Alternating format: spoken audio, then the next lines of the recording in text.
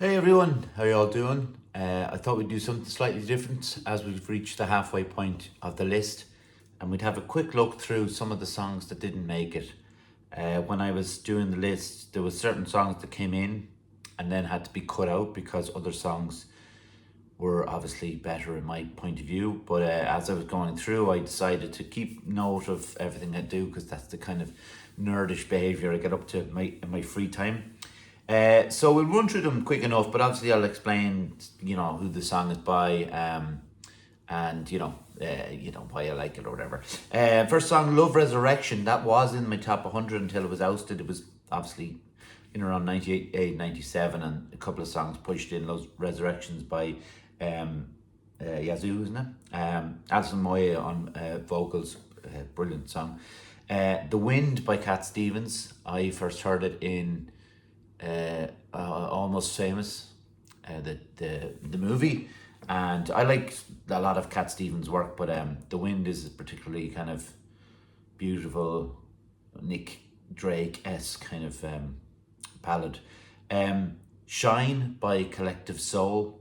If you want to see a good version of that, really good version of that, there's a performance of them doing it on Glastonbury in 1994, I think. Billy Corgan hated them. He said this song ripped off his guitar style or how he wrote songs. But I don't know if I can see that, to be honest with you. But Billy's a bit of an angry young man. Now he's an angry older man. "Fall at Your Feet" by Crowded House. I got to experience that live. It was beautiful. It's a beautiful love song, and it's very the harmonies are beautiful, and I think it's great. I think, to be honest, Crowded House were probably, well, not the most unlucky, but very unlucky to miss out on the top 100. "Gino" by Gino. I should have learned it on the piano. It's a brilliant song. Dexy's Midnight Runner is the band. Everybody knows "Come On Eileen," but Gino, the chant at the start, like a football chant, and then it goes into that kind of ska sounding trumpets. It's great. "Jolene" by Dolly Parton. "Party Up," it's quite a shift here. "Party Up" by DMX, very aggressive rapper. Always sounds angry, but it makes sense for the song. "Mr. Blue Sky" by ELO, probably the most Beatles song that the Beatles never wrote. Up there with "Sowing the Seeds of Love" by Tears for Fears, to be honest with how Beatley it is. "Sweet Emotion" by Aerosmith. I have it on one of the playlists in the gym. I, for years, remember seeing "Life's a Night Sold Out," the Nirvana documentary, and Dave Grohl and Chris Novoselic are on stage on Rock am Ring playing the riff whilst Kurt Cobain's tuning his guitar, and for years I had no idea what that they were playing was. I thought it was like just like a jam thing, and then I heard "Sweet Emotion." I was like, oh, it's all become clear. Who else have I got here? Oh, "Rome" by the B-52s. B-52's "Love Shack" could have been in there as well. Just a fun song. "Rome" is the same. It's just a beautiful Rome, as in ROAM. It's brilliantly written and put together, and the vocals in it are brilliant. 99 Problems, Jay-Z. Produced by Rick Rubin.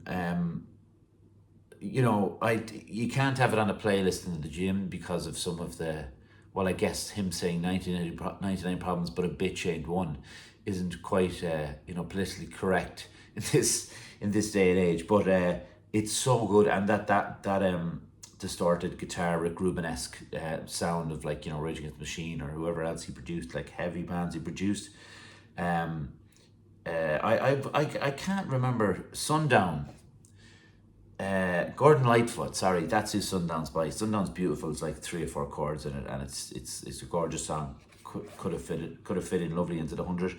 "Atmosphere" by Joy Division, heavy song, heavy subject. Doesn't mean it shouldn't be in the top 100, but didn't make it. "Milkshake" by Khalees. My milkshake takes all the boys to the yard, and they're like, it's better than that. Yeah, I don't know what she's. Well, I do know what she's talking about. Anyway, "So Strong," "Something Inside So Strong," a lovely Saffron. I didn't pronounce his name correctly there, but he.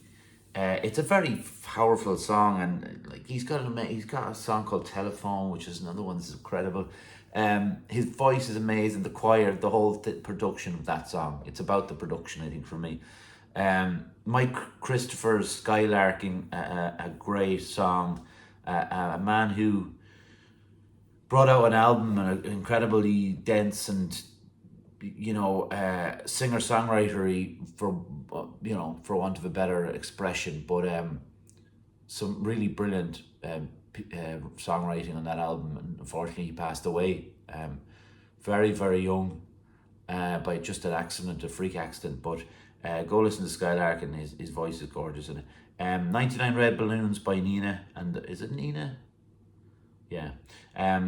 One of the in modern day lingo, one of the greatest drops in music history, when it's yeah,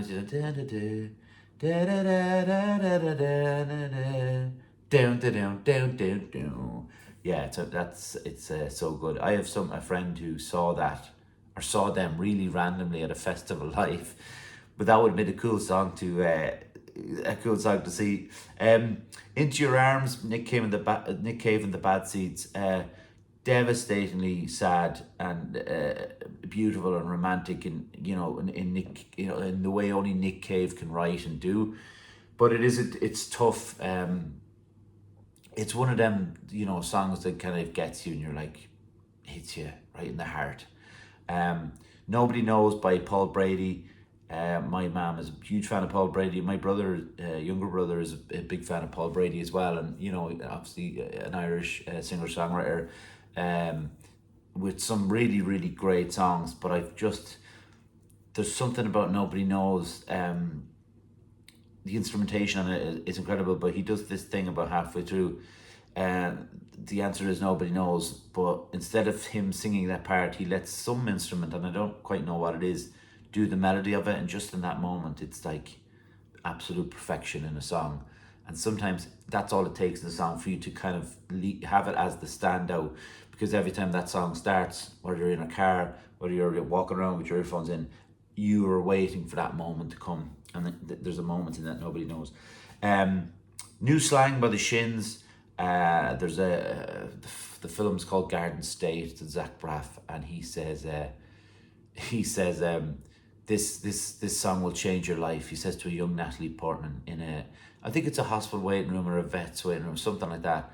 And it's obviously a bit daft to say that to someone, but it's an incredible song. I love it. I love the end. It sounds like a ping pong ball bouncing, but it's obviously not. It's something they're doing with the effect. Blind Melon's No Rain, great song, great video. But I don't know a lot about Blind Melon, to be fair, and another singer passed away quite young. He seemed to be at the time Shannon Hoon, I think his name.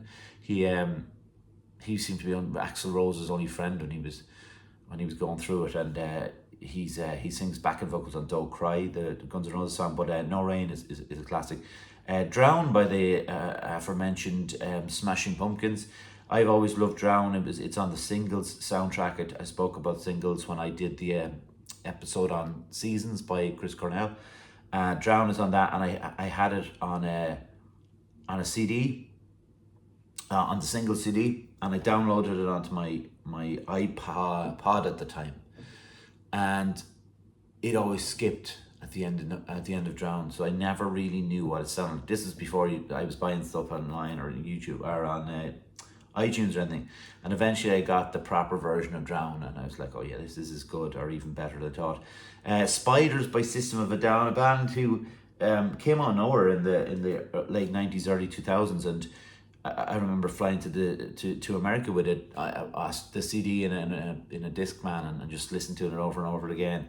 There could have been other System of a Down songs in there, but Spiders is just the right side of Demented, and they're so steeped in many different musical genres that they can switch so well between it, and it's and they have the Armenian kind of rhythms in their music as well. It's incredible. And Serge Tankian's voice is just mental. Hot Love by T-Rex. It's like, it's a bit silly, and I get that, but you can't not love it when it comes on. And I don't know, there's just, it's very charming, I think. Morning Glory by Tim Buckley, Jeff's father. I did a cover of this once on my YouTube channel, or not YouTube channel, on my Facebook thing, and I didn't do it justice, obviously, but it's a song that's in my range, and I just love singing it because there isn't many songs in my range. They're all above it, and there's something kind of haunting about it, and it's quite sad and mournful, but it's a gorgeous song. Africa by Toto. Who doesn't love Africa by Toto? Is that one of those songs that, like, it's impossible to dislike? Probably not. People dislike a lot of things. Warren G's Regulate, probably the coolest song you'll ever hear in your life. There's something gorgeous about the keyboards or the electric piano, whatever they're using. Baba O'Reilly by The Who. First heard this when I was, I'm not mad at The Who, I think I talked about this before, but this came on one of their best ofs or something, and I just thought it sounds different. There's the two voices, Roger Daltrey and Pete Townsend, but then there's that weird intro, which is some sort of synthesizer sequence that he was playing around with, where as far as I remember, I read about it, he just entered his age, his weight, and something else, and then he just pressed go, and that's what the sound made, that kind of computery sound. I Ain't Mad at You by Tupac Shakur. It's the piano motif in it is gorgeous, but it's Tupac kind of stripped back a little bit, and kind of reminiscing, or I suppose you can reminisce and think about the future at the same time, but yeah, it's great. Everybody's Got to Learn Sometime. Everybody knows that song. Beck does a great cover of it. Does anybody know who it's by? No, I know I do. It's in my head.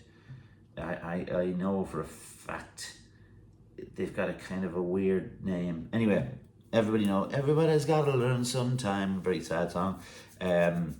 Played at the end. Actually, Beck's version is played at the end of Eternal Sunshine of the Spotless Mind. My girlfriend Joanne reminded me of that, and I thought I don't remember that, weirdly, which is to do with a bad memory. But Eternal Sunshine is also to do with memory, and it all ties together. Anyway, Time to Pretend by MGMT. Machine Gun Kelly, I was thinking. Time to Pretend, an absolute classic from its time, from the noughties.